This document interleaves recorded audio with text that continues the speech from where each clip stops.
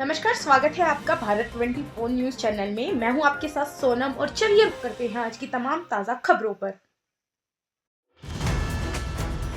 तमकनाला में बार बार क्यों आती है आपदा? चमोली के ज्योतिर्मठ मलारी मोटर मार्ग पर तमकनाला में तेज जल प्रवाह के चलते बेड़ी ब्रिज बह गया। हादसे में एक व्यक्ति और एक कैंपर वाहन भी बह गया, जबकि ग्रामीणों की आवाजाही प्रभावित हुई है। वैज्ञानिकों के मुताबिक तमकनाला क्षेत्र मोरेन मटीरियल, संकरी घाटी और सक्रिय ढलानों वाला इलाका है। ग्लेशियरों के पिघलने, जलवायु परिवर्तन से बारिश के पैटर्न में बदलाव और अत्यधिक बारिश के चलते यहाँ फ्लैश फ्लड का खतरा बना रहता है। वाडिया इंस्टीट्यूट के वैज्ञानिक डॉक्टर मनीष मेहता के अनुसार यह क्षेत्र टेक्टोनिकली भी काफी सक्रिय है और तमकनाला में पहले भी कई बार तेज बाढ़ आ चुकी है। वहीं आपदा प्रबंधन विभाग ने घटना के कारणों की वैज्ञानिक जांच कराने के निर्देश दिए हैं, ताकि भविष्य में ऐसी घटनाओं से निपटने के लिए प्रभावी कदम उठाए जा सके।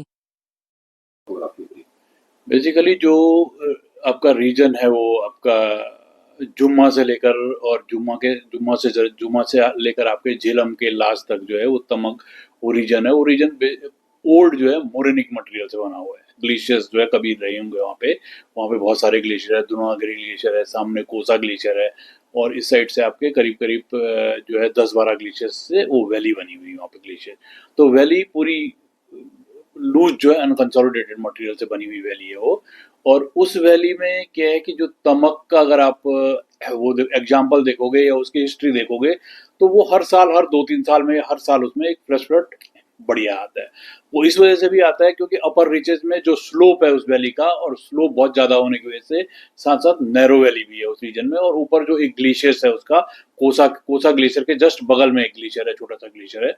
वो ग्लेशियर जो है उस ग्लेशियर्स के ऊपर मेल्टिंग की होने की वजह से और वहाँ पे बहुत ज़्यादा लूज होने की वजह से और साथ साथ जो है क्लाइमेट चेंज की वजह से जो रेनफॉल पैटर्न हमारा चेंज हुआ, उस रेनफॉल पैटर्न की वजह से क्या है कि जो सेचुरेटेड मटेरियल ऊपर है वो बह करके नीचे आता है।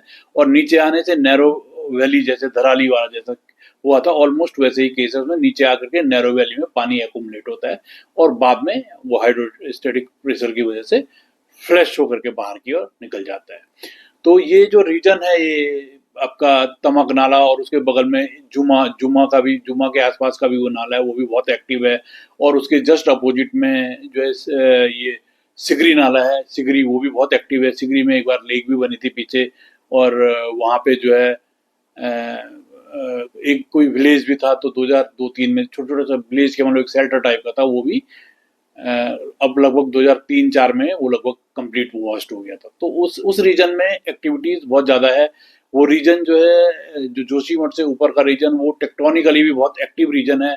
अभी इसी तमक नाला और उसके आसपास जुम्मा के आसपास 2021 और 20 के बाद जो है एक ह्यूज लैंडस्लाइड भी काफ़ी टाइम तक उन्होंने वहाँ पे जो है रोड को ब्लॉक भी रखा था। लोगों के आने जाने में बड़ी परेशानी हुई थी, लैंडस्लाइड हुई थी और वो लैंडस्लाइड रुकी है। तो ये एक्टिविटीज उस वैली में जो है tectonically as well as climatic conditions की वजह से जो है बहुत ज़्यादा एक्टिव है। तो बेसिकली यही है कि भाई लोगों को बहुत ज़्यादा नदी के किनारे रहना नहीं है, वहाँ पे मकान नहीं बनाना होगा। जो भी आप कम से कम 200-300 मीटर ऊपर अपने रहने का जो है हैबिटेशन होना चाहिए।